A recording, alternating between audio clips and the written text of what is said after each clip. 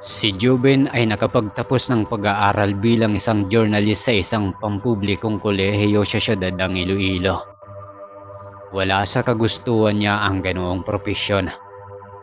Pero dahil halos lahat ng kaibigan niya sa kolehiyo ay ganoon ang kurso, kaya napagpasyahan niyang ito na rin ang kunin upang hindi mahiwalay sa mga malalapit na kaibigan at kaklase. Malaki kasi ang potensyal niya pagdating sa pagbabalita, kaya pasadong-pasado siya sa larangang ito. Marami ang naghahangad na kunin siya bilang kanilang regular na tagapagbalita, lalong-lalo na sa telebisyon. Pero mas pinili niyang maging isang content creator lamang. Aniya pa sa sarili. Mainam daw iyon dahil wala siyang boss na nag-uutos sa kanya. Kaya habang wala pa siyang channel, ay nag-iipon na siya ng pwede niyang i-content para pagdating daw ng araw, ay hindi na siya mahihirapan pang mangalap ng ipopost. Tol, wala ka bang balak na pumasok bilang tagapagbalita sa TV? Di hamak naman na mas malaki ang offer nilang sahod sa'yo kumpara sa ginagawa natin ngayon na lumalangoy pa sa sabaw ng saluyot. Hindi pa nga tayo sigurado kung papatok sa social media ang ginagawa natin eh. Napag-usapan na natin to tol di ba? Kung gusto mo, ikaw na lang. Basta ako, ayaw ko. Mas gusto kong walang boss saka walang mag-uutos sa akin sa mga ginagawa ko. Sigurado naman akong papatok to kapag naipost na natin. Dahil alam mo naman ang ibang content creator ngayon, halos pare-parehas na ang mga ginagawa. Kaya para maiba, gagamitin ko ang pinag-aralan ko bilang journalist at maghahanap tayo ng mga pwedeng i-content na papatok talaga sa mga manunood. Tulad na lamang ng mga natagpuang bangkay na kagagawan umano ng mga aswang. Di ba mas kapanapanabik yun? Nako, masyado ka namang seryoso sa buhay tol. Binibiro lang eh. Saka bakit naman ako mag-a-apply bilang reporter wala naman akong tinapos. Saka alam mo namang kung nasaan ka naroon din ako. Idol kaya kita. Kaya nga, kung wala kang sasabihing maganda, tumahimik ka na muna. Kasi hindi ka na nakakatulong. Mas dumagdag pa ang sakit ulo ko sa'yo eh. Natahimik nga ang cameraman niyang si Rico. Matagal-tagal na rin kasi silang magkasama. Kinuha niya si Rico bilang cameraman niya dahil nakitaan niya ito ng potensyal. Sa katunayan, isang palaboy lamang dati si Rico pero dahil naawa siya dito ay tinulungan niya ito. At ngayon ngang balak niyang maging isang vlogger at content creator, ay naisipan niyang kunin ito dahil magaling itong kumuha ng litrato. Ulilang lubos rin kasi itong si Joben at nanggaling siya sa isang probinsya sa Kabisayaan. Marami na rin siyang pinagdaanan sa buhay at halos mamalimos pa siya. Dati sa ilan nilang kamag-anak para lamang makakain ng 1 hanggang 2 beses sa isang araw. Wala siyang kinamulatang magulang dahil ayon sa kwento ng iilan niyang mga kamag-anak, binawian raw ng buhay ang kanyang ina nang siya ay iluwal nito. Wala rin siyang kinilalang ama dahil ayon sa ilang kamag-anak, anak daw siya ng kanyang ina mula sa pagkadalaga. Noong namamasukan daw kasi ang kanyang ina bilang katulong sa isang may kayang pamilya sa siyudad ng Iloilo, pinagsamantalahan daw ito ng anak ng kanilang amo. At nang mabuntis, ay itinakwil siya ng mga ito. Halos lumuhod daw ang ina nito sa pagmamakaawa. Pero sadyang matigas ang puso ng kanilang amo. At ang ginawa ay pinakaladkad pa siya sa kanilang security guard palabas ng tahanan. Gamit ang konting naipon, nanlulumong umuwi ang kanyang ina sa kanilang probinsya kung saan siya nito pinanganak. Lumaki si Joben na puno ng pagmamaltrato mula sa kanyang mga tiyahin. Sa edad na 7 taong gulang ay naranasan na niya ang mabibigat na trabaho sa bukirin, kasama ng asawa ng kanyang tiyalos na siyang kanyang tinutuluyang kamag-anak. Sa murang edad ay hindi na niya naranasan ang maging bata. Imbis kasi na makipaglaro sa mga kababata ay nasa trabaho na siya. Doon kasi nakasalalay ang pagkain niya na kadalasan ay tira-tira pa. Lagi din siyang pinagbubuhatan ng kamay ng mga ito, lalo kung hindi niya agad nagagawa ang mga pinag-uutos ng mga ito. Nang hindi na niya matiis ay naglayas siya mula sa mga tiyahin at sumakay ng pampasaherong jeep nang walang dalang kahit anong gamit at barya. Lula ng pampasaherong jeep ay umiiyak ito dahil hindi niya alam kung saan siya pupunta, hanggang sa may isang matandang babae na naawa sa kanya at tinanong kung anong nangyari sa kanya at wala siyang kasama. Kinuwento niya ang lahat, kaya sa awa ng matanda ay kinupkop siya nito. Wala kasing ibang pamilya ang matanda, kaya niya nagawang kupkupin si Joben. Doon sa poder ng kumupkop sa kanya ay hindi niya naranasang maltratuin. Bagkus ay inalagaan siya nito bilang tunay na anak. Ang hindi niya alam ay mayaman ang matandang babae, kaya binibigay sa kanya lahat ng kanyang luho. Pero dahil sa likas na mahiyain at napakabuti ni Joben ay hindi niya ito tinatanggap at sinasabing pagtatrabahuhan niya ang lahat ng naisin niya. Pinag-aral siya ng matanda hanggang sa makatapos, pero nasawi rin ito kagad dahil sa trahedyang hindi niya makakalimutan. May 2 kalalakihan kasi ang pumasok sa kanilang tahanan habang mahimbing ang kanilang pagkakatulog isang gabi noon. Walang awang pinagpapaslang ito ng walang kalaban-laban. Mabuti na lamang at nakapagtago siya sa ilalim ng kama, kaya hindi siya nakita ng mga ito. Pagkaalis ng 2 hindi kilalang kalalakihan ay agad siyang lumabas sa ilalim ng kama at pinaandar ang ilaw. Ganun na lamang ang gulat niya nang makita ang matandang kumupkup sa kanya na duguan at wala ng buhay. Marami rin itong galo sa katawan na hiniwa ng kung anong matalim na bagay. Ang una niyang naiisip ay kagagawan ito ng mga adik. Wala na nga siyang nagawa kundi humagulgol sa tabi ng bangkay ng matandang itinuring siyang bilang isang tunay na anak at kumupkop sa kanya sa maraming taon.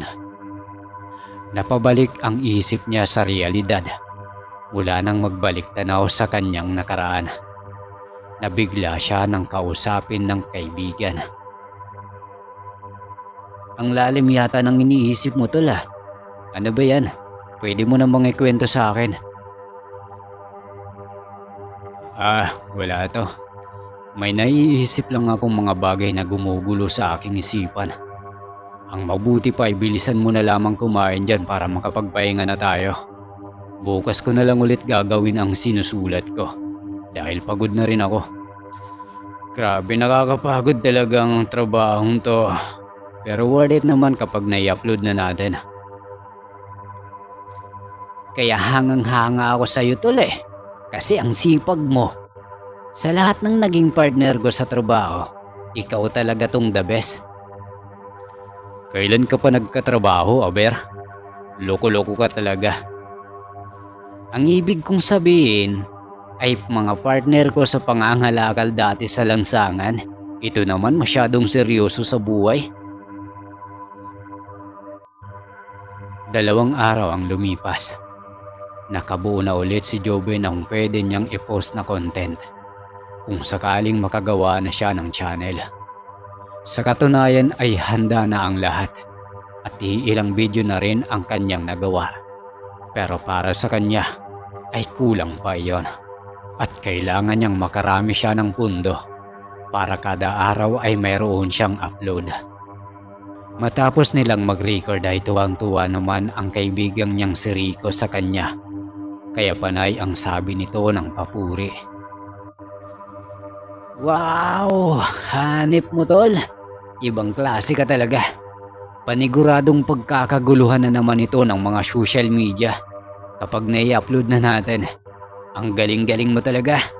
Balang araw magugulat na lang ako na ikaw na ang pinakasikat na vlogger at content creator.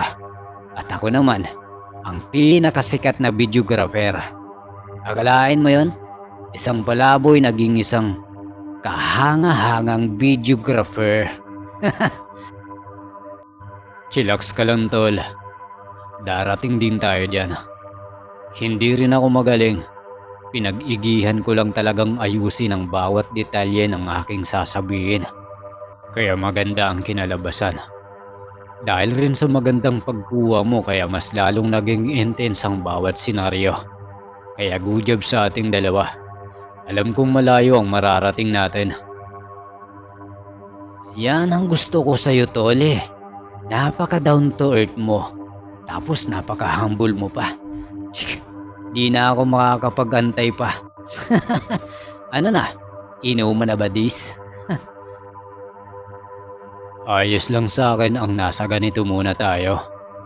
Balang araw, kapag naipos na natin ang lahat ng pinaghirapan natin, ay magugulat na lang tayo sa biglaang pag-boom ng gagawin nating channel. Saka nako, kaya wala kang ipon eh. Kasi laging tuma na lang ang iniisip mo. Pero sige, mamaya pagkatapos ko nito, libre na kita. Ang galing mo din kasi, balato ko na sa'yo yon. Ayun, paminsan-minsan lang naman kasi to tol. Saka, way na rin to para makapag-relax naman tayo. Saka, sinabi mong libre? Game ako dyan. Libre na nga, tatanggihan ko pa ba? Sos, ang lumalabas, ako pa yung nagyaya sa'yo makipag-inuman. Pero sige, may tatapusin lang ako. At mamayang gabi ay ililibre kita. Saan mo ba gusto? Kinagabihan ay naginuman ang dalawa para na rin makapag-relax ang kanilang isipan. Nang lumalim na ang gabi ay napagpasya nilang umuwi na at mismong si Juby na ang naghatid kay Rico sa kanilang bahay. Kailangan pa kasi nilang pumunta kay Attorney Jaime. O mas kilala nila sa tawag na Boss Jaime. Siya din ang abogadong humahawak ng ari-arian ni Joven na iniwan sa kanya ng namayapang umampun sa kanya. Doon din nila pinatitingnan ang mga kuha nilang videos para makita kung may dapat pang ayusin. Kinabukasan ay napabalikwas na lang siya ng bangon dahil sa pagtawag sa kanya ng kaibigang si Rico.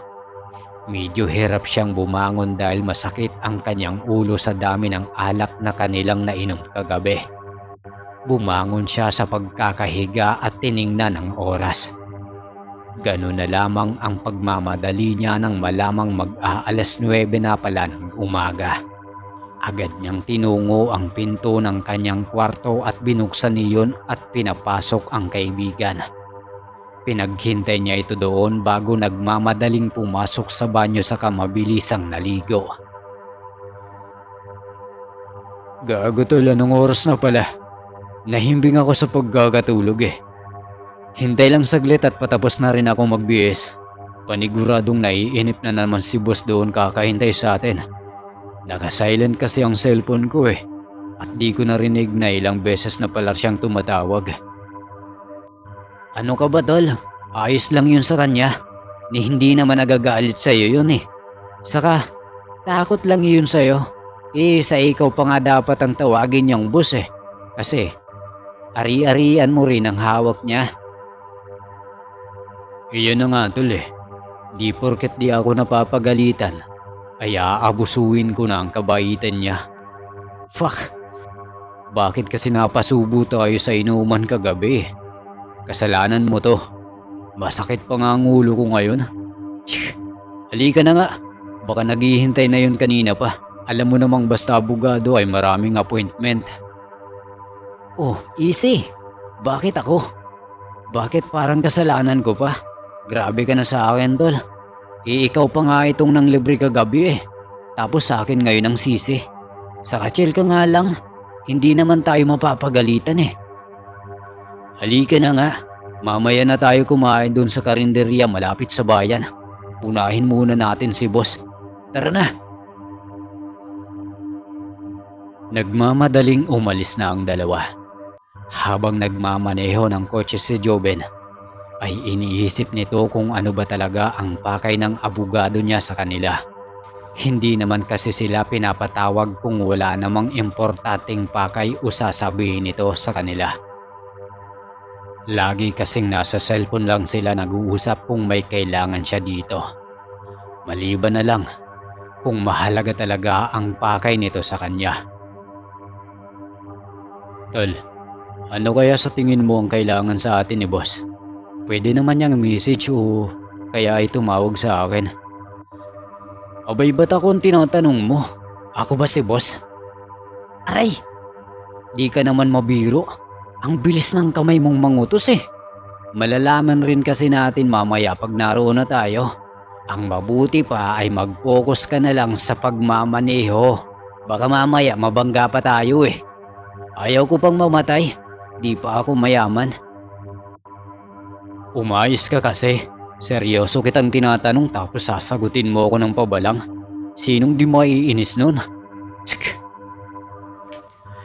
Ilang sandali pa nga ay nakarating na sila sa opisina ng kanyang abogado. Pagkarating sa pinto ay agad siyang kumatok. Come in. Pasok kayo. Salamat ho, boss.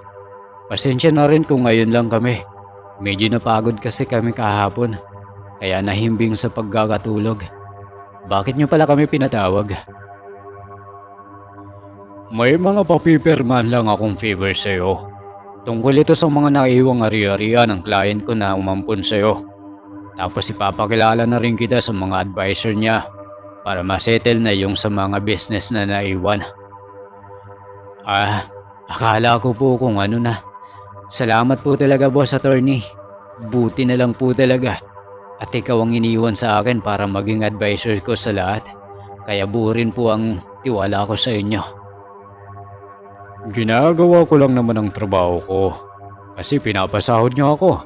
Ganun lang yun. Pagkatapos nilang mag-usap at gawin ang mga kailangan, umalis na rin ang magkaibigan sa opisina ng abogado. Pinababalik na lang uli sila para sa meet-up sa ibang mga katrabaho ng umampun sa kanya. Habang naglalakad sila, nahatak ang atensyon niya sa sinabi ni Rico. Alam mo tol, may alam akong isang lugar na alam kong makakakuha tayo ng magagandang video na siyang magagamit natin para sa susunod nating video. Yan ay kung gusto mo lang naman. Mukhang maganda yan ah. Nag-iisip ka na. Pihadong makakapag-relax tayo doon. Medyo delikado lang at malayo-layo sa kabiasnan. Pero alam kong interesado ka sa mga bagay na ganito. Doon kasi sa lugar na yon ay napapabalitang may mga aswang. Naisip ko kasi kapag nakakuha tayo ng mga videos at impormasyon doon, ay siguradong papatokin yun sa social media. Aba, gusto ko nga yan. Sige, puntahan natin. Mukhang exciting yan ah. Di ba? Ganyan palagi ang gusto mo eh. Sanay na sanay ka na pagdating dyan. Saka nakaka-excite din kasi. Kaya for the go, tayo na. Yan ang gusto ko sa iyo eh. Palaban ka at walang hinihindihan. Mag-iingat lang tayo doon. Mukhang pugad yun ang mga aswang. Masaya ang dalawa dahil may bago na naman silang gagawing content. Isa pa ay gusto rin kasi ni Joben makapag-relax at makalanghap ng sariwang hangin kaya tamang-tama ang probinsyang kanilang pupuntahan. Na-excite din sila dahil sa panibagong adventure na naman ang kanilang gagawin. Dahil kung papalarin, ay makakatagpo na sila ng sinasabing aswang. Tol, tamang-tama itong next project natin. Makakalanghap na rin tayo ng sariwang hangin. Bala ko rin kasi makapagpahinga kahit 3 araw lang para makapag-relax. Sakto habang nagre-relax tayo, gagawa tayo ng content. Ikaw? Magre-relax? Kalukuhan. Pero nakaka-excite nga, no? Akalain mo yun? Pag nagtagumpay tayo sa gagawin nating content, ay baka makatagpo pa tayo ng totoong aswang. Ano kaya itsura no, no? Dito na tayo sisika, tol. Abay, ewan. Gusto ko nga rin makakita ng personal nun eh. Ang isipin na lang natin ay dapat madali nating matapos agad ang gagawin nating content para naman mahaba-haba ang araw nating makapag-relax doon. Ang mabuti pa ay bilisan na lang nating makauwi. Kailangan pa nating maghanda ng mga gagamitin para sa gagawin nating yan. Makalipas ang 2 araw ay bumiyahe na ang dalawa. Dala ang sasakyan ni Joven ay minaobra niya ang manibela at pinaharurot ang sasakyan sa kasagsagan ng highway patungo sa lugar na sinasabi ni Rico. Hindi na rin siya nahirapan pa dahil nakadetalye ang bawat address ng lugar na kanilang pupuntahan base sa ginawang plano ni Rico. Pagkarating nga sa lugar ay agad silang nagtanong-tanong kung nasaan ang bahay na pwede nilang pansamantalang tuluyan. Tiyong, pwede ho bang magtanong? May apartment ho kaya dito? Oo, sa banda roon. Naku, salamat po Manong. Ayon sa itinuro sa kanya ng matanda, naroon daw ang apartment sa pinakadulo ng Purok 8. At mayroon itong kulay dilaw na tarangkahan at kongretong bahay na may 2 palapag. Ngunit hindi raw makakapasok sa purok na iyon ang kanyang kotse. Dahil maliban raw sa lubak-lubak na daan, ay makipot rin ito at hindi kakasya roon. Wala na nga silang nagawa kundi iwan pansamantala ang kotse sa labasan ng purok. At may binayaran silang tao na magbabantay sa sasakyan hanggat hindi sila nakakabalik. Iginarahin nila ang sasakyan sa harap ng bahay ng taong pinakiusapan nilang bantayan iyon.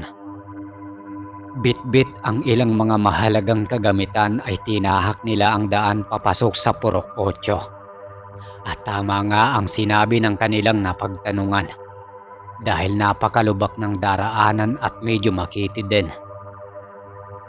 Mag-aalas 5 na ng hapong iyon nang naglalakad sila ay halos sila ang pinagtitinginan ng mga taong naninirahan sa nasabing purok. Hindi naman na bago sa kanila ang ganun dahil tuwing gumagawa sila ng video para sa kanilang content ay ganoon din ang mga tao. Kaya ipinagsawalang bahala na lang nila iyon. Habang naglalakad, nakakita sila ng isang maliit na tindahan kaya agad silang pumunta roon para makabili ng bottle water. Naiwan kasi nila sa kotse ang daladalang tubig. Kaya napagpasya nilang bumili muna dahil nakaramdam na sila ng uhaw. Nagpakilala naman sila sa tendera. At ganon din ang ginawa ng tendera na magpakilalang Aling Mayra. Ale, pabili nga ho ng 2 bottle water, tsaka 2 stick na rin ho ng sigarilyo. Mayroon ho ba kayo? Mayroon naman. Teka sandali at kukuha lang ako. Mga tayo ba kayo dito? Opo. May gagawin po sana kaming vlog dito eh. Gusto sana namin kumuha ng mga video para sa gagawin naming content. Ano ka mo? Gagawa kayo ng mga content? Abay sus Mariosep, napakadelikado ng gagawin nyo. Alam nyo bang, kami na mga taga rito ay bihirang lumabas ng bahay kasi may naggagalang mga aswang dito. Dati wala naman pero ngayon, meron na. Tapos kayo, magko-content pa dito? Ay ewan ko na sa inyo. Naku, kung ako sa inyo ay wag nyo nang ituloy. dahil ilalagay nyo lang ang inyong mga sarili sa inyong kapahamakan. So, totoo nga tiyang. Naku tol, napaka-adventure naman ang gagawin natin. Isa pa nakaka-excite. Hindi na ako makapagantay pang makakuha ng litrato ng mga aswang na yan. Siguradong matutuwa ang mga viewers pag nagkataon. At mapapatunayan na natin sa mga hindi naniniwala na totoo sila. Tumahimik ka nga muna tol. Hindi naman talaga totoo ang mga yan. Makikita mo kapag natapos na ang gagawin natin. Wala naman tayong makukuha. Nako mga dayo talaga kayo. Wala kayong kaalam-alam sa mga pinagsasabi ninyo. Tsk, ilang dayo na nga ba ang pumunta rito para lang ilagay sa sarili nila ang kapahamakan? Basta sinasabi ko sa inyo, totoo sila. Papadilim na pala. Sige na. At kailangan ko nang magsara ng tindahan. Maya-maya ay nariyan na sila. Teka, saan nga pala kayo pupunta? Ay, dyan lang ho. Nag-aanap po kami ng mauupahan. Sus ginoo ko, bilisan nyo. At lumisan na kayo rito. Dahil malayo-layo pa yon. Nasa kaduluduluhan pa iyon ng purok. Mag-iingat kayo sa daanan. At baka kayo ay tambangan ng mga aswang. Wala pa namang pinipili iyong biktimahin. Kaya mag-iingat kayo. Kailangan ko na talagang magsara. Sige na, umalis na kayo. Sige ho, Aling Merna. Salamat nga ho pala sa nabili naming tubig at sigarilyo. Sige ho, at kami aalis na. Sige na, mag-iingat kayo ha. Bilisan nyo ang paglalakad nang makarating kayo kaagad sa inyong patutunguhan. Kung di sana'y hindi ako natatakot ihahatid ko kayo pero ayoko pang makasagupa muli ang nilalang na iyon. Bukas bumalik kayo rito. Baka sakaling mabago ko pa ang paniniwala nyo. Sige na, umalis na kayo. Wala na ngang nagawa ang dalawa nang ipagtabuyan sila ni Aling Merna. Natatawa man sa sinabi ng matanda ay natutuwa rin sila. Dahil sinabi nitong bukas ay bumalik sila. Para sa kanila kasi ay makakakuha sila ng impormasyon sa Ali. Habang binabaybay nila ang daan, ay nagsimula ng magsitahulan ang mga aso. Pero wala naman silang takot na naramdaman sa oras na yon. Dahil nga sa hindi sila naniniwala sa mga aswang. Natatanaw na rin nila sa hindi kalayuan ang bahay na kanilang patutunguhan. Iyon nga lang ay medyo makitid na ang kanilang dadaanan at magkabilaan ang nagtatayugang mga punong kahoy. Ang gamit nilang pang-ilaw ay ang flashlight ng kanilang mga cellphone para maliwanagan ang kanilang dinadaanan. Habang palapit na sila sa bahay, ay may nakasalubong silang matandang lalaki at ganun na lamang ang gulat nila nang itapat nila ang ilaw sa mukha nito.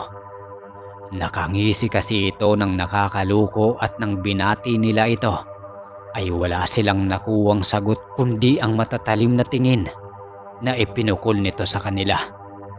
Tatalikod na sana sila nang biglang hawakan nito ang braso ni Rico at pilit na hinihila.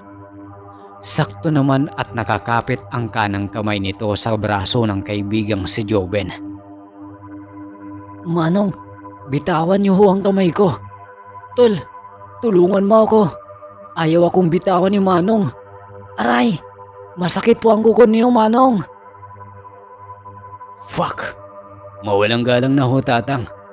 Bakit niyo ho ba hinihila ang braso ng kaibigan ko? Bitawan niyo ho siya. Kung hindi ay mapipilitan kaming gumamit ng dahas para bitawan mo siya. Hindi natinag ang matanda sa sinabi ni Joben. Sa halip ay mas lalo nitong hinigpitan ang paghawak nito sa kanyang kaibigan. Sobrang talim ng tingin na ipinakol nito sa kanila na halos kainin sila nito ng buhay. Wala na ngang nagawa pa si Joben kundi ang pagsisipain ang matandang iyon. Pero hindi pa rin iyon natinag. Nakita rin niya kung paano nasasaktan ang kaibigan. Dahil sa higpit ng pagkakahawak nito sa kanyang kamay, Ilang sandali pa nga ay dumudugo na ang braso ni Rico dahil bumao na ang kuko ng matanda rito. Wala na silang ibang pagpipilian kundi ang sumigaw.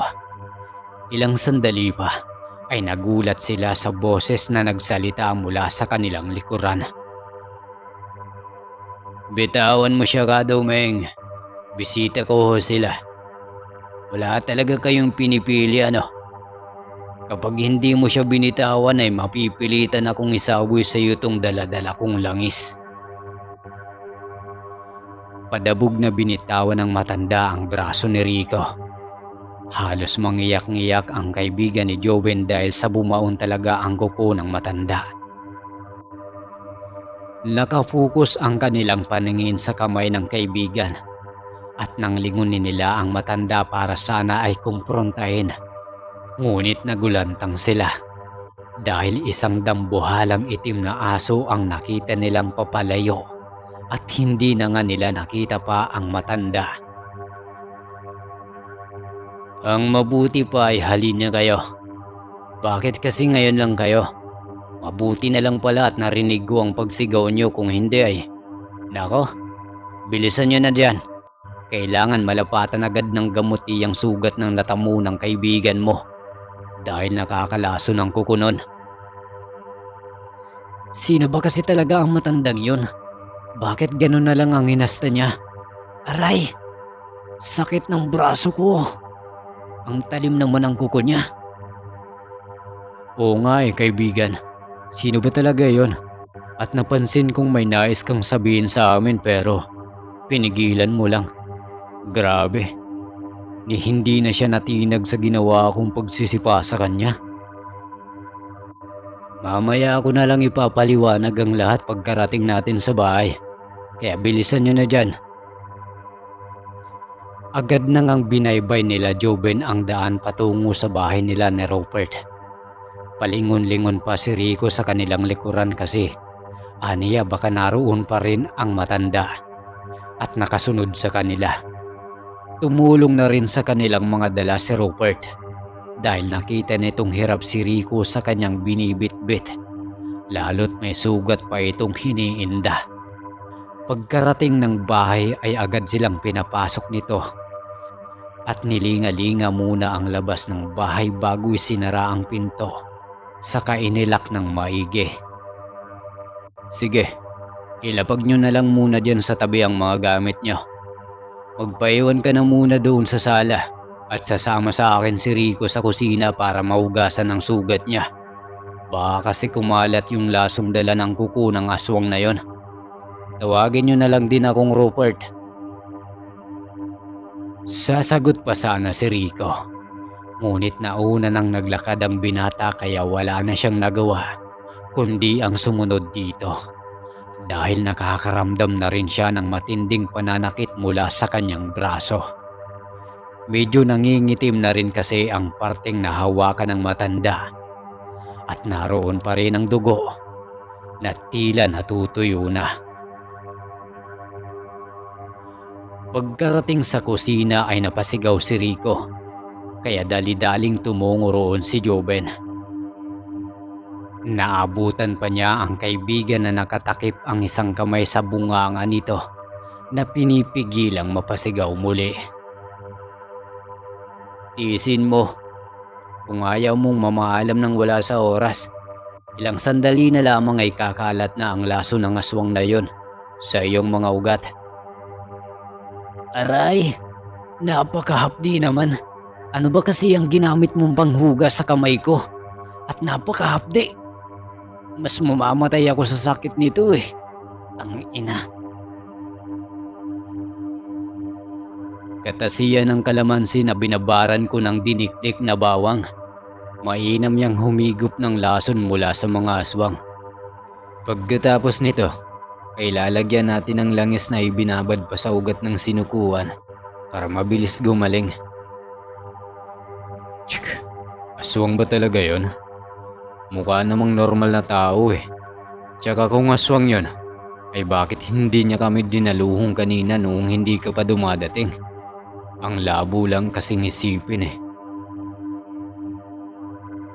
Bakit? Ano ba ang pinunta nyo dito? Magkukontent kami tungkol sa mga aswang. Sayang nga at hindi namin nakuhanan ng video kanina. Baka aswang yun, di ba? Kasi biglang nawala ang matanda. Tapos naging aso. Aray! Ang sakit na nga ng sugat ko tapos pinipisil mo pa eh. Kung ganoon, totoo talaga ang mga aswang kung talagang aswang yung nakita natin. Kaso di natin nakitang nagpalit talaga ng anyo. Ang asong yun, ang mismo ang matanda. Tama ang hinala nyo. Mabuti na lamang at dumating ako kaagad. Dahil kung hindi, baka naging hapunan kayo ng matandang yon. Bakit kasi hindi mo sinabi agad para naman nakunan ko ng litrato? Sayang din yung pagkakataon na yun eh. Pero ayos lang. Itong kamay ko na lang na may sugat na ngayon ang kukunan ko. Malaki rin ang maitutulong nito sa aming gagawin ni Tol Joben. Napailing na lamang si Joben at Rupert sa inastan ni Rico. Ni hindi man lang niya inalintana na muntik ng manganib ang buhay niya kanina. Suminyas naman si Rupert na sumunod sila sa kanya, kaya agad namang sumunod ang dalawa. Pagkarating sa sala ay pinaupo sila ni Rupert sa upuang sopa. Sa kamay kinuha itong garapon sa ibabaw ng kabinet. Ayon kay Rupert, ang laman daw ng butilyang iyon ay langis ng niyog na pinagbabara ng ilang ugat ng sinukuan at mabisa raw iyong panggamot sa mga sugat na dulot ng mga aswang. Dagdag pa niya, maliban daw sa asin, kalamansi at bawang, ay takot rin raw ang mga nilalang sa kahoy ng sinukuan. Hindi naman nagpatumpik-tumpik pa si Joben. Agad nitong kinuha ang kanyang cellphone at nirecord doon lahat ng sinasalaysay sa kanila ni Rupert. Aniya pa, ay sa susunod na raw na lamang niya pakikinggan ito at isusulat sa kanyang notebook. Lalo't naalala niya na bukas ay babalik sila sa tindahan ni Aling Merna dahil may ikukwento raw ito sa kanila. Habang pinapahida ng langis ni Rupert ang braso ni Rico, ay sinagot nito ang tanong ni Joben na kung kaninong bahay ang kanilang tinutuluyan. Ayon sa kanya, ay pagmamay-ari umano ng kanyang malayong kamag-anak ang bahay na yon. Ulila na siya sa mga magulang kaya kinupkop siya ng kanyang tiyahin sa pangalawang pinsa ng kanyang ina. At iyon nga ang may-ari ng bahay. Hindi naman daw siya nahirapang pakisamahan ang kinikilalang pangalawang magulang na tiyahin at ang asawa nitong naging tatayan niya na rin dahil sa hindi naman iba ang turing nito sa kanya. Naging mabuti ito sa kanya. Sa katunayan ay may anak rin daw ang mga iyon na kambal na siyang tinuring rin siyang bilang kapatid. Halos magkasing edad lang raw sila noon, kaya sila na rin ang naging kalaro niya. Dati pa man daw ay may kaya na sila sa buhay, ngunit dahil sa maraming naiinggit sa kinikilala niyang pamilya ay maraming gustong makuha ang kanilang sakahan na siya namang ipinaglaban ng asawa ng kanyang tiyahin na si Ramon. Nako, kung sa akin gagawin yun ay ipaglalaban ko rin talaga. Ano sila? Siniswerte. Pagmamay-ari ko na yon, kaya di ko hahayaang makuha iyon ng iba. Manahimik ka nga muna, tol. Alam mo nagkukwento ang tao eh. Tas ikaw naman sabat ng sabat. Ni hindi pa nga natin alam kung anong mangyayari eh. Napailing na lamang si Rupert sa dalawa at muling sumeryoso ang muka at itinuloy ang naudlot na kwento. Isang pamilya umano ang nais makuha ang lupang sinasaka ng kanyang tiyuhin. Hindi raw ito pumayag kaya nagkasagutan sila at nagkatapunan ng mga masasakit na salita. Ngunit ng gabing din iyon daw ay nagulat sila nang biglang sumama ang pakiramdam ng kanyang tiyuhin at nanginginig daw ito sa takot at parang inatake ng epilepsy. Kaya balak sana nilang dalhin ito sa malapit na pagamutan.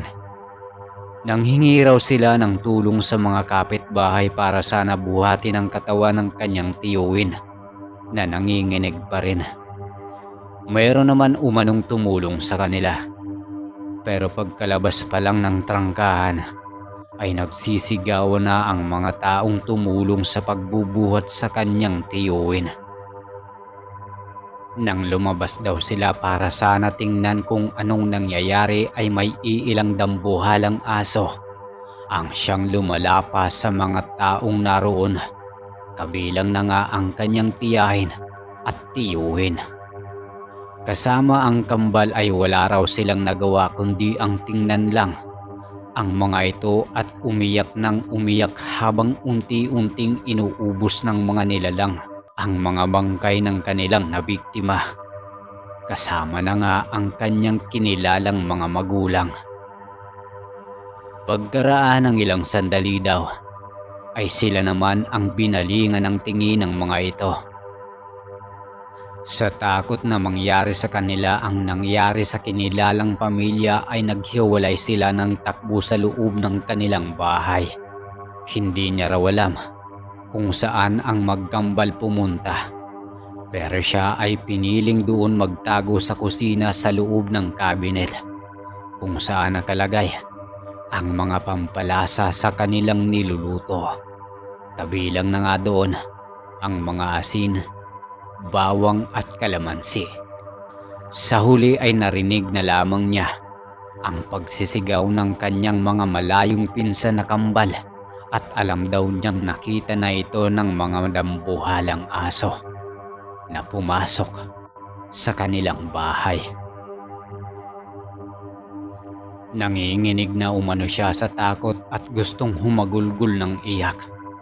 Ngunit tinakpan niya ang kanyang bunganga para hindi makagawa ng ingay hanggang sa makatulugan na niya ang lahat. Kinaumagahan ay nagising raw siya nang makarinig ng ilang boses sa labas ng kanilang bahay. Dala daw ng gutom at pagod sa kakaiyak. Dahil sa nasaksiyan ng gabing iyon ay pinilit niyang lumabas sa kanilang bahay at naabutan nga raw niya na maraming taong nagkukumpulan doon at may iilan pa nga raw na nag-iiyakan. Hanggang sa may lumapit sa kanya na ilang mga tao at tinanong raw siya kung ano ang nangyari, ngunit tanging paghihikbi lamang ang naging tugon niya sa mga ito. Dahil sa gutom na nararamdaman at tidagdag pa raw ang kanyang kakaiyak at nahimatay raw ito, nagising na lamang siya na kasama ang isang ali at nagpakilala sa kanyang si Aling Merna. At isa raw sa pinaslang ng pinaniniwala ang aswang ang asawa nito. Niya siyang hiningian pala ng tulong ng kanyang tiyahin para sana dalhin sa pagamutan ang kanyang tiyuhin. Sinong Merna ba ang tinutukoy mo? Si Aling Merna ba na may tindahan sa kalagitnaan ng purok na ito? Ay, oo, siya nga. Paano nyo nalaman? Nagkakilala na ba kayo? Siya yung tinutukoy kong nakagisingan ko mula sa pagkakahimatay. At siya rin ang dahilan kung bakit ngayon ay nandito pa rin ako. Oo, nakilala na nga namin si Aling Merna. Bumili kasi kami kanina doon. Oo, nakilala na nga namin si Aling Merna. Bumili kasi kami kanina doon at nagpakilala siya sa amin. Sa katunayan ay binalaan niya kaming mag-iingat at baka raw tambangan kami ng mga asong sa daan. Di nga siya nagkamali. At totoo nga ang sinasabi niyang lubhang napakadelikado ang maglakad kapag gabi na. Sa totoo niyan ay pinapabalik niya kami doon bukas dahil may ikukwento siya sa amin. Tungkol raw sa asawa niyang pinatay ng aswang. Pero hindi na rin pala kailangan pa. Kasi Naikwento mo na ang lahat? Hindi pa lahat. Nais ko pang marinig ang kasunod. Ano nga ba ang kasunod na nangyari, Tol Robert? Maaari mo bang ikwento pa? Ngumiti muna si Robert at saka tumango bago ikinwento muli ang nangyari. Nang araw din daw na iyon, ay pinakain muna siya ni Aling Merna at pinagpahinga. Hanggang sa isang araw, pagising raw niya ay tinanong siya nito kung ano raw ba ang nangyari noong gabing iyon sa bahay nila. Kinwento naman daw niya ang lahat dito, habang hindi napipigilang tumulo ang kanyang mga luha. Matapos nga raw noon, ay napagpasya ni Aling Merna na kupkupin na ito dahil wala rin silang anak ng kanyang yumaong asawa na pinaslang ng mga aswang.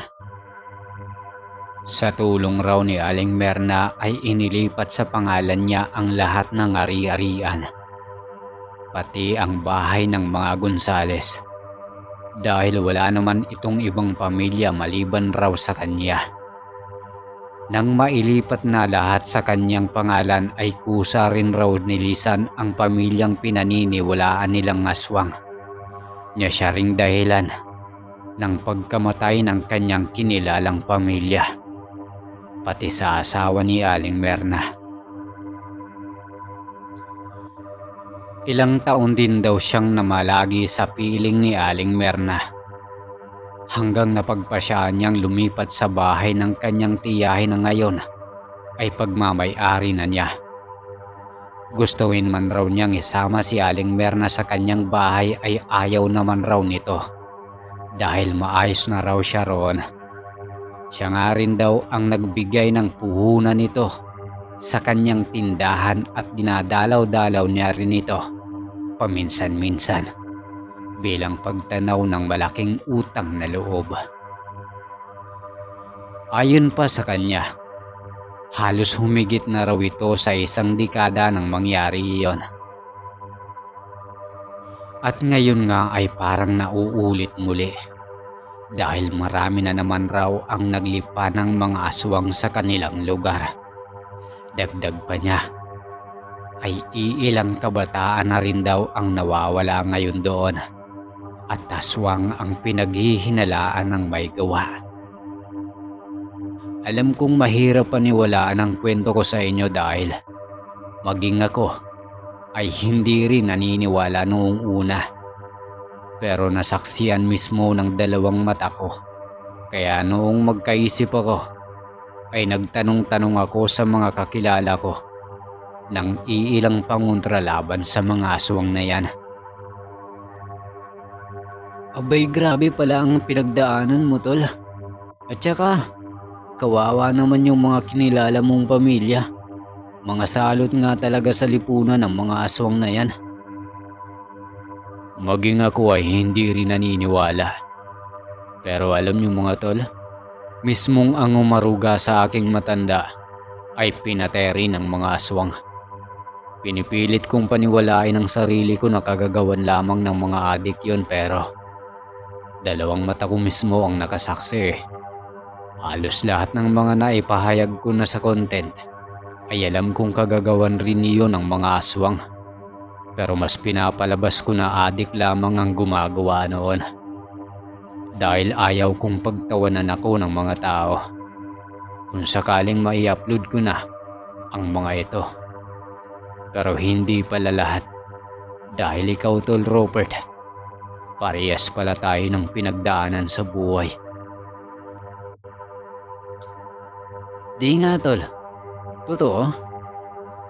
Kaya pala sa tuwing nag-uupin topic ako ng tungkol sa mga aswang, ay iniiwas mo agad ang usapan. Maniniwala naman ako sa iyo, Tol eh. Kung sinabi mo lang sa akin, idol kaya kita. Ano ba yan? Shh! Mapapayak pa ata ako eh. Ay nako, naalala ko na naman si Lola. Hindi talaga ako nagkukwento sa iba kasi sino ba namang maniniwala sa akin. Kaya nga nagpursige akong mag-aaral eh. At kahit hindi ko gusto ang kursong to, ay kinuha ko talaga para maipaalam sa buong mundo na totoo talaga ang mga aswang. Isa rin kasi sa dahilan ko ay mabigyan sana ng hustisya si Lola. Pero iyon nga lang, at medyo malabo ata. Tama na nga ito. Alam kong gutom na kayo.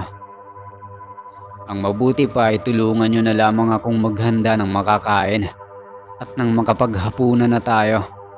Alam kong pagod rin kayo sa biyahe at bukas magsisimula na kayong mangalap ng impormasyon. Kaya tulungan niyo ako para mapadali ang trabaho at nang makapagpahinga na tayo. Nagtulong-tulong nga ang tatlo upang mapadali ang paghahanda ng hapunan. Pagod rin kasi silang parehas. Kaya pagkatapos kumain ay nagsitulog na sila. Kinabukasan ng araw na iyon ay nagising na sila sa pagtilaok ng mga tandang. Agad silang napabalikwas ng bangon at naabutan pa nga nila si Rupert na nagpapakulo ng tubig sa kusina. Nagpaalam muna silang lumabas para makalanghap ng sariwang hangin. Pagkabukas pa lang ng pintuan ay sinalubong na agad sila ng malamig na simoy nito. Pero imbes na manginig dahil sa lamig ay nakaka-relax ito para sa kanila.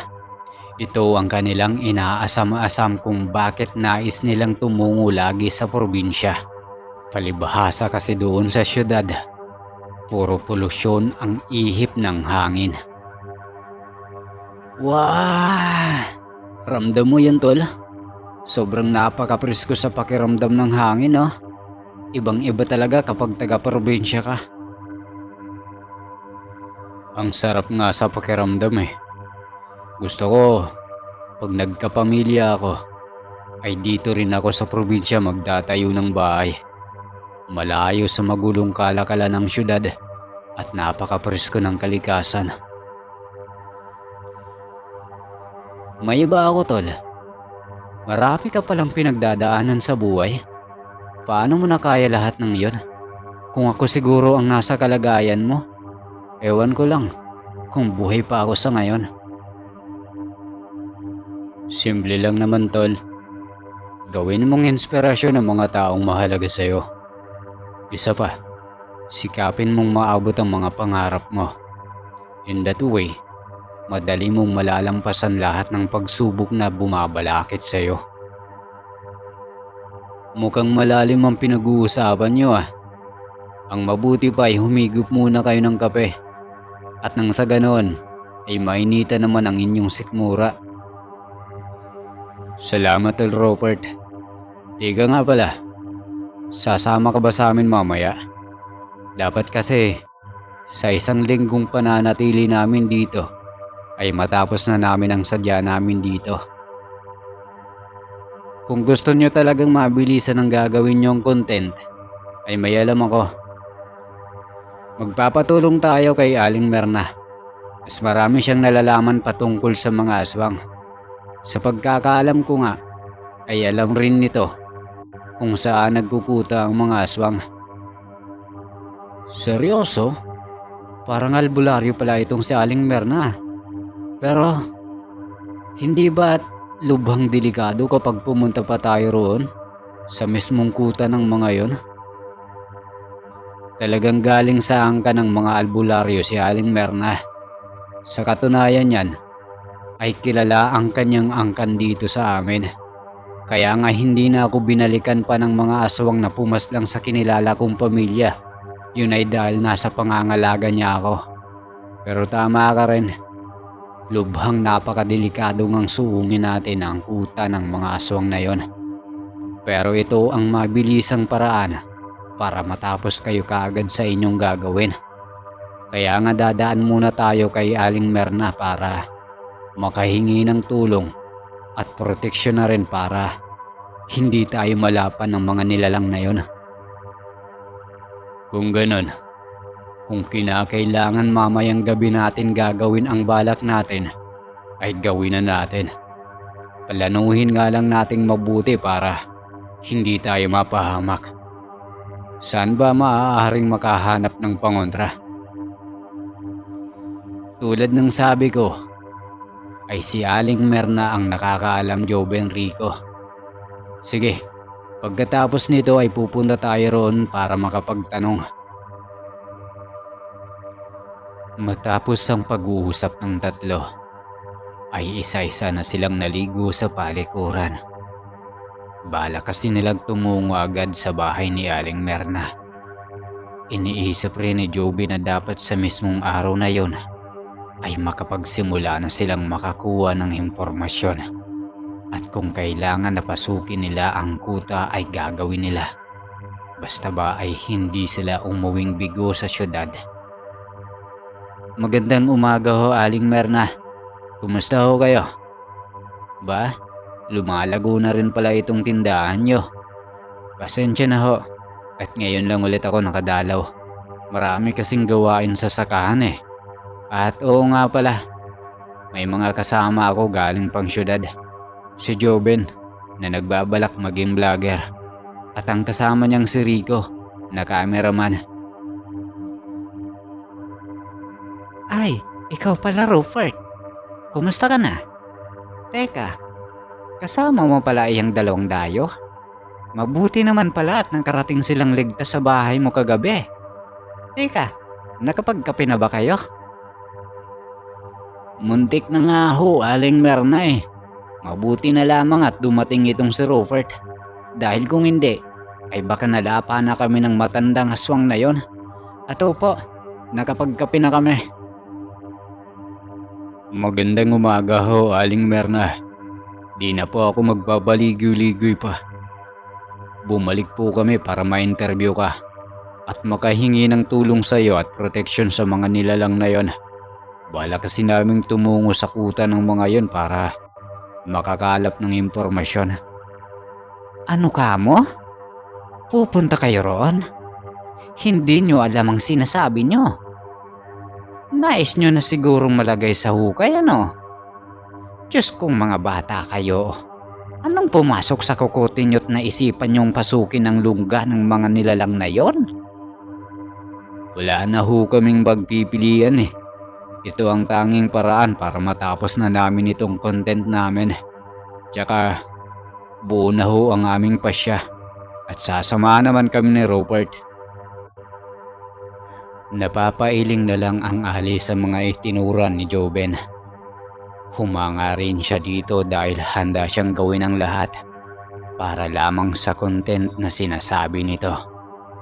Tumingin muna ang ginang kay Rupert na nagtatanong ang mga mata. Tumango naman ang isa na siyang pagsang-ayon din. Ilang sandali pang paghihintay nila sa labas ay sa wakas ay pinapasok sila sa loob ng tahanan nito. Aniya pa.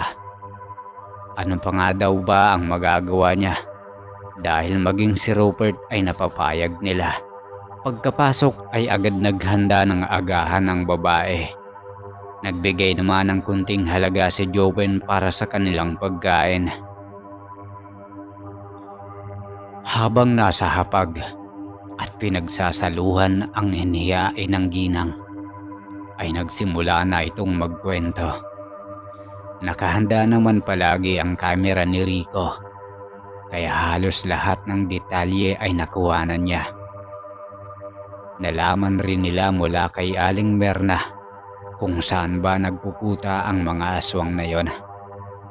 Noong una ay hindi sana ituturo ng ginang kung nasaan ito, pero sa tulong rin sa pangungumbinsi ni Rupert ay ibinigay nito ang eksaktong impormasyon.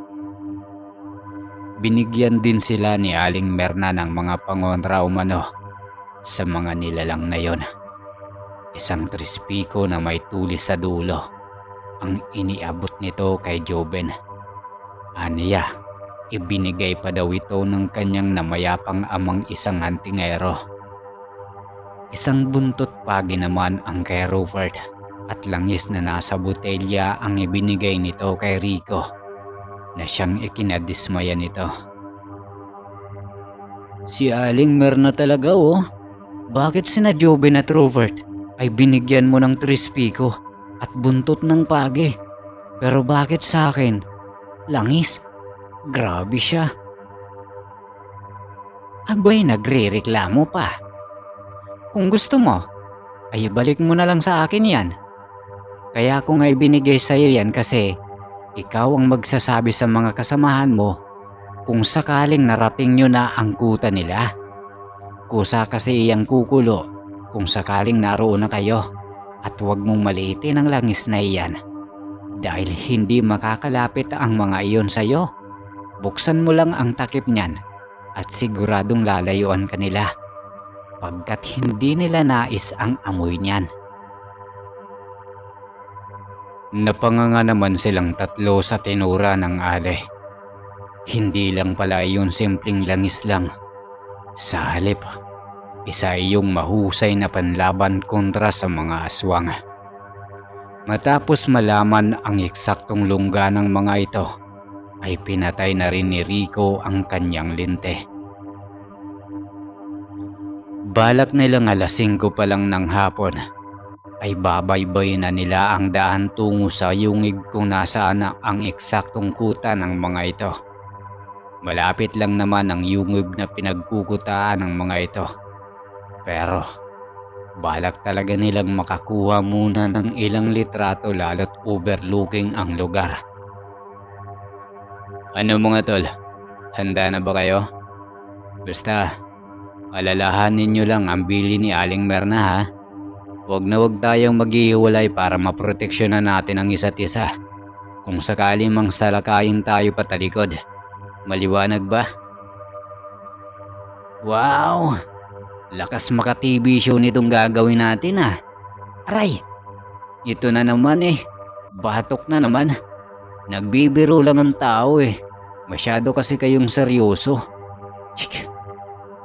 Puro kasi kalukuhan ang alam mo eh. Nakasalalay ang kaligtasan natin dito. Tapos yan pang sasabihin mo. Pero seryoso. Sana magtagumpay tayo mamaya. At salamat din Tol Robert sa pagsama sa amin. Hayaan mo. Pagkatapos nito, babawi kami sa'yo. Kinahapunan nga ay nilisan ng tatlo ang bahay ni Robert. Lahat ng kanilang kakailanganin ay dala-dala nila. Habang binabagtas ang daan ay panay naman ang kuha ng litrato at iilang video ni Rico. Ayaw nilang may makaligtaan dahil sa napakagandang tanawin at magagamit rin nila iyon sa gagawing content. Papalubog na ang araw ng oras na yon. Kaya halos lahat ng madadaanan nilang kabahayan ay halos sarado na at wala ng tao sa labas. Hindi naman kalayuan ang kanilang tutunguin. Yun nga lang ay nahirapan silang bagtasin ang daan dahil sa maraming nakausling bato at natatabunan ng makakapal na mga tuyong dahon. Makitid rin kasi ang daan at naglalakian ang mga puno. Mula sa kanilang direksyon ay natanaw nila ang isang yungib. Kaya upang masiguradong iyon na ang yungib na kanilang hinahanap, ay tiningnan ni Rico ang botilya na naglalaman ng langis. Halos umawas na ang laman noon dahil sa sobrang paggulo noon. Kaya pansamantala muna silang tumigil at nagkubli sa likod ng isang malaking puno sa gilid ng daan. Ito na yata ang yungib na sinasabi ni Aling Merna. Rico, tol, paandarin mo na ang kamera at siguraduhin mong makakuha tayo ng maraming litrato. Mas maganda siguro kung makalapit tayo roon ng kaunti para malinaw ang pagkakakuha mo. Abay, sa bagay na yan, ay kanina pa handa ang camera ko, tol. Tsaka, abuti pa nga siguro ay lumapit tayo ng kaunti doon para naman mas malinaw kasi padilim na rin. Hindi kasi yun abot ng lente ng camera natin. Sige, pero ingatan yung huwag makalikha ng anumang ingay ha. Malalakas ang pandinig at pakiramdam nila. Kaya mag-iingat kayo. At baka mabulabog natin sila. Nagsitanguan na nga sila at maingat na binaybay ang makipot na daan para makalapit doon. Ngunit sa kamalas-malasan ng malapit na sila sa isang puno para sana pagkublian, ay naapakan ni Rico ang tuyong sanga kaya nakagawa ito ng ingay at nakaagaw ng atensyon ng mga aswang sa yungib. Ay tanga, bakit kasi di ka nag-iingat? Siguradong narinig nila tayo at... Hindi na pinatapos ni Rupert na magsalita si Joben. Tinakpan kasi niya ang bibig nito. Mula sa loob ng yungib ay rinig nila na parang nagkagulo ang mga naroon. Maya-maya pa nga ay isa-isa nang nagsilabasan ang mga taong nakabahaglang mula sa loob ng naturang yungib. Napansin rin nila na ang papayat ng mga ito at tila may inaamoy sa paligid. Nagmistulang mga tuod ang tatlo ng may tuo ng mga ito ang paningin sa kanila. Pasinghot-singhot pa ang mga ito papalapit sa kanilang direksyon. Halos nasa pito rin ang mga aswang na yon, maliban pa sa iilang mga naiwan sa labasan ng yungib. Putya naman oh, ano na ngayon ang gagawin natin? Palibasa kasi tol, di ka nag-iingat eh. Ay sorry naman tol. Kasalanan ko bang hindi ko makitang inaapakan ko? Sa dami ko ba namang daladala sa tingin mo uunahin ko yan? Isa pa, nakapokus ako sa camera para makakuha ako ng magandang video. Magsitigil nga kayo. Tama na ang sisiyan. Hindi yan makakatulong sa atin. Ang mabuti pa ay ihanda nyo na ang mga sarili nyo dahil malapit na sila. Wala na nga silang nagawa kundi ang hintayin na makalapit ang mga aswang na yun sa kanila. Nagiging mabalasik na rin ang tingin ng mga ito. Napansin rin nila ang unti-unting pagtubo ng mga balahibo sa katawan ng mga iyon at nagsihabaan rin ang mga kuko. Malapit nang magkulimlim sa oras na yon, kaya siguro nakapagpalit na ito ng mga anyo bilang mga mababangis na aso. Inang yan, mga asbo pa lang ang mga lahi nila. Kung saliksi ang pagbabasihan, mahihirapan tayong makipagsabayan sa kanila. Kaya magtalikuran tayong tatlo. Dapat walang makahawak man lang sa atin mula sa kanila. Kasi ikamamatay natin ang lason mula sa kanilang kuko. Iwasan nyo ring madampian ang laway ng mga ito dahil higit na mas doble ang lason nun. Maliwanag ba? Paano tong camera? Sayang naman kung hindi ko makukunan ang mangyayari mamaya. Aray! Oh! Nakakarami ka na ng batok sa akin tol. Porket ba cameraman mo lang ako? Umayos ka nga Rico. Baka ikaw ang ipain namin sa kanila. Iwan mo na lang muna ang linti mo dyan. At mas unahing isipin kung paano tayo makakalaban sa kanila para makaligtas tayo. Habang padilim ng padilim ang paligid, ay siya namang lubusang pagpalit ng anyo ng mga asbo. Para silang aso na pinaghaluan ng lobo. Ang laki ng mga ito ay mayahalin tulad sa matandang kabayo. Nagbabaga ang mga mata at may malalaking pangil na di hamak na mas mahaba kaysa sa pangil ng ordinaryong aso. Nagsihabaan rin ang mga nangingitim na mga kuko nito. Sabayan pa ng pagtulo ng kanilang malalapot na laway. Susuguri na sana sila ng mga aswang na yon nang biglang may isang mas di hamak na mas malaki sa kanila ang pumagitna at umangil na siyang nagsiatrasa naman ang mga ito. Walang ano-ano'y bigla na lamang itong nagpalit ng anyo bilang tao at nakilala naman nila agad ito. Kaduming, ikaw? Huwag mong sabihin na ikaw ang namumuno sa kanila. Ako nga, Rupert.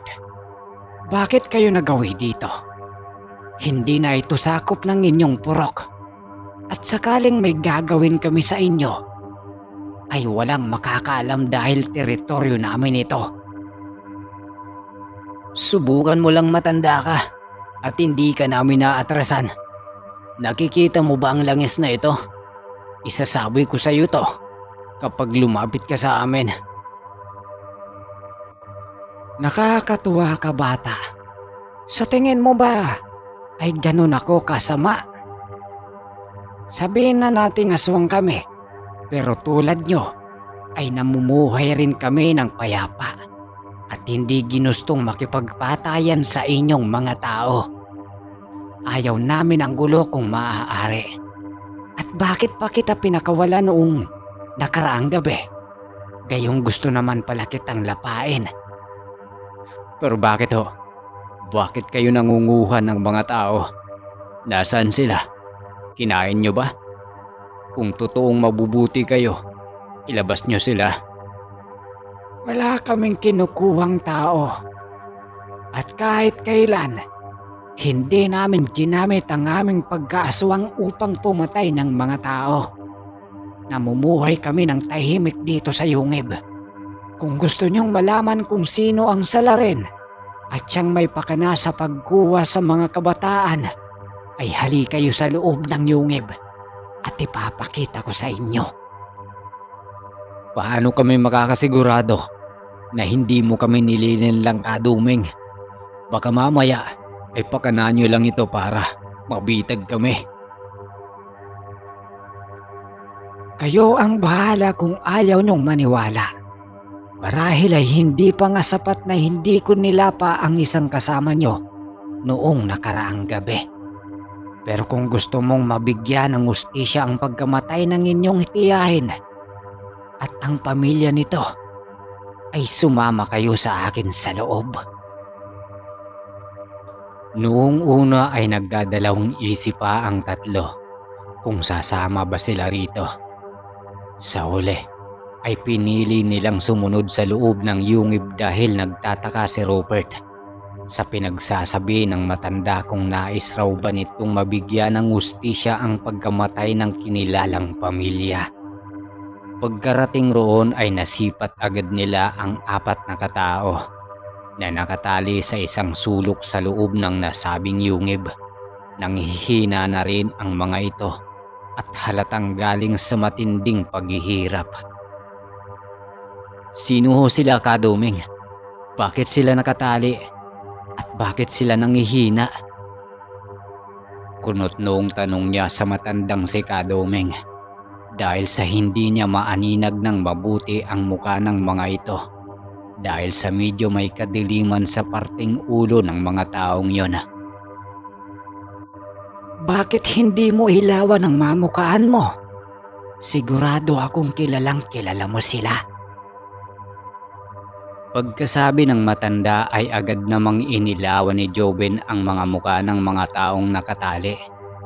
Halos magulat sila sa naging reaksyon ni Rupert dahil sa napahagulgul ito at nagsisigaw na tila galit na galit.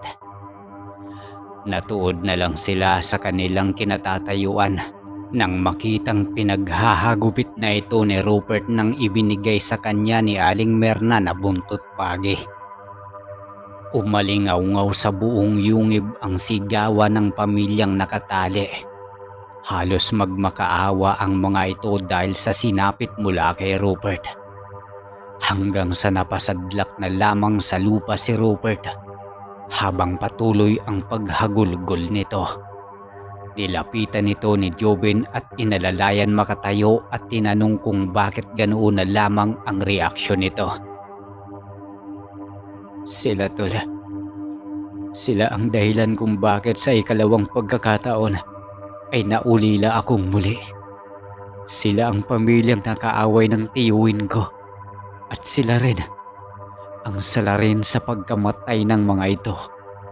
Hindi ko makakalimutan ang mukha ng mga yan. Hagulhol pa ni Rupert at sa pagkakataong yon ay hinihimas na niya ang likod nito. Niyaya niya itong lumabas ng yungib para daw makalanghap ito ng hangin at mahimasmasan. Nakita rin niya kung paanong suminyas ang matandang si Kadoming sa mga kasamahan nito doon. Napaslangin na ang pamilyang yon. Halos magkagulo naman ang mga kasamahan nitong nasa anyong aswang at nag-uunahang lapain ang pamilyang iyon. Nakita na lamang nila na nilalantakan na ito ng mga kauri ng matandang si Kadoming at pinaghati-hatian ang katawan. Ganyan ang bagay sa mga sakim. Pinapatay at hindi na binibigyan ng pagkakataong mabuhay. Idadamay pa kami sa mga kagagawa nila. Tsk. Sabi pa ng matandang aswang, ay ang pamilya umanong iyon ang punot dulo ng lahat. Sila ang nambibiktima sa mga tao sa syudad at sila rin ang may kagagawan sa mga nawawalang kabataan. Matagal na panahon na raw nilang minamanmanan ang mga kalahi ng pamilyang iyon. Sila umano ay galing sa angka ng mga gabunan. Ika pa niya na hindi naman sana sila mangingialam sa mga kalahi ng pamilyang iyon kung hindi sila nambibiktima ng mga kabataan sa kanilang purok at sila nga ang napagbibintangan. Malaki raw ang atraso nito sa kanila at dati pa man ay ang matandang si Kadoming rin daw ang dahilan kaya lumaya sila roon.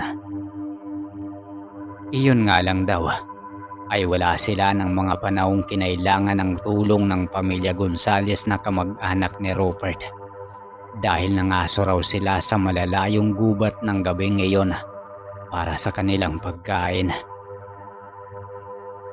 Pinagbantaan nila itong wag nang bumalik sa lugar para mambiktima, pero hindi nakinig ang mga ito. Isang gabi umano, tinambangan nila ang pamilyang iyon nang makita nilang may bit-bit na sako. At nang buksan nga nila ay isang bata ang laman nito. Doon nila ang mga iyon nasukol at dinala sa yungib. Halos magtatatlong araw na raw ang mga iyon doon upang makabawi sa kasalanang nagawa ng mga iyon sa kanila ay araw-araw nila itong pinahihirapan. Hanggang nga isang araw umano ay namataan niya ang dalawang dayo sa tindahan ni Merna. At iyon nga si Joben at Rico. Mula sa malayo ay narinig pa umano nito ang pinag-uusapan nila. Inabangan niya umano ang dalawa sa daan habang papalapit sa bahay ni Rupert. At ang ginawa raw niya noon kay Rico ay ang pagpapatotoo sa kanila na may mga aswang talaga. Narinig raw kasi niya na hindi naniniwala ang mga ito. Ibig sabihin ho ba nan, wala talaga kayong intensyon na saktan kami? Hindi na tayo nakakapag-usap ngayon kung meron man akong masamang intensyon sa inyo. Sa gabi pa lang na iyon, ay sana nilapa ko na kayo. Pero mahigpit kong ipinagbabawal iyon dito sa aking nasasakupan. Dahil parehas lang naman tayong namumuhay sa daigdig na nilikha ng may kapal. Doon na nawala ang takot ng magkakaibigan sa pinuno ng mga aswang na si Kadoming. Bagkus ay napalitan ito ng paghanga. Nagpasalamat sila sa impormasyong ibinigay ng matanda. Ganon din si Rupert na siyang pinakamasaya sa kanilang tatlo. Dahil nakamit na nito ang matagal nang inaasam-asam na hustisya para sa kanyang ikalawang pamilya. Maaliwalas ang muka nilang nagpaalam sa matanda at sa nasasakupan nito na kumakaway pa habang sila ay papalayo. Dumaan sila sa bahay ni Aling Merna na dala ang magandang balita. Umiyak rin ito dahil masaya niyang nakuha na niya ang hustisya para sa kanyang yumaong asawa na pinatay ng mga aswang na hayok sa laman. Kinabukasan ng araw na yon ay nakagisingan nilang nagsisisigaw si Rico, hindi dahil sa takot kundi dahil sa saya. Wow! Tol, tingnan mo. Nakuhanan ko lahat ng nangyari. Tagumpay ang mission natin, Tol. Ang gagawin na lamang natin ngayon ay i-edit ito at lagyan ng boses mo. Paniguradong maganda ang kalalabasan nito. Talaga tol? Magandang balita yan. Mapapaniwala na natin ang mga taong totoo ang mga aswang dahil nabidyuhan mo pala. Tamang-tama ito para sa ating channel na gagawin. Nailing na lamang si Rupert sa inasta ng dalawa. Pero magaan ang pakiramdam niya ng araw na yon. Sa loob ng 3 araw na pananatili nila Joben doon sa purok nila Rupert, ay sa wakas, tapos na ang kanilang misyon at nagawa na rin niya ng dokumento ito at ia-upload na lamang sa gagawing channel. Upang makabawi naman sa bagong kaibigan na si Rupert, ay niyaya nila itong sumama sa syudad upang doon ipagdiwang ang kanilang tagumpay. Ngunit kung kailan balak na nilang bumalik sa lungsod, ay muling nagtagpo ang landas nila ni Kadumeng. Sinabi sa kanya ng matanda na alam nila ang kanilang pakiroon. Pero nakiusap ito sa kanya na kung maaari ay ilihim lamang ang kanilang nalalaman dahil baka daw gumulo ang kanilang pananahimik doon. Pinag-isipang mabuti ni Joben ang lahat at doon niya napagtanto na tama si Kadumeng. Maaaring pagpiestahan sila ng mga tao kapag inilabas nila ang content na ginawa nila roon. Noong kinausap naman niya si Rupert, ay aniya ng isa na ayos na sa kanya ang lahat. Aniya pa na sapat na para sa kanya na mabigyan ng hustisya ang pagkamatay ng kinilala niyang pamilya. Napag-isip-isip ni Joben ang lahat ng iyon at doon nabuo ang pasya niya na kung iko-content niya ang video ay magkakagulo ang pamumuhay doon sa purok nila Rupert at ni Kadumeng. Binura na lamang niya ang lahat ng mga content videos na nagawa niya at lahat ng data. Ilang buwan na ang lumipas. Naging abala si Joben sa mga naiwang negosyo ng umampun sa kanya. Paminsan-minsan ay nag-a-upload pa rin sila ni Rico ng video. Pero tungkol na lang sa kanilang mga adventure at travel ang laman ng kinokontent nila. Pero mas lamang pa rin ang oras nila sa paghanap buhay dahil doon nila nalaman na mas masaya pala ang makatulong sa ibang tao sa pamamagitan ng pagtataguyod ng kanilang negosyo. May bibigay nila ang pangangailangan ng mga trabaho sa kanilang negosyo kapag napapasahod ng tama ang mga ito. Lalong naging matibay ang pagkakaibigan nila ni Rico. Naging katuwang ni Joben ang kaibigan sa pagpapalago ng kanyang negosyo. Hanggang dito ko na lang po tatapusin ang ating kwento na pinamagatang Interview sa mga aswang. Wakas.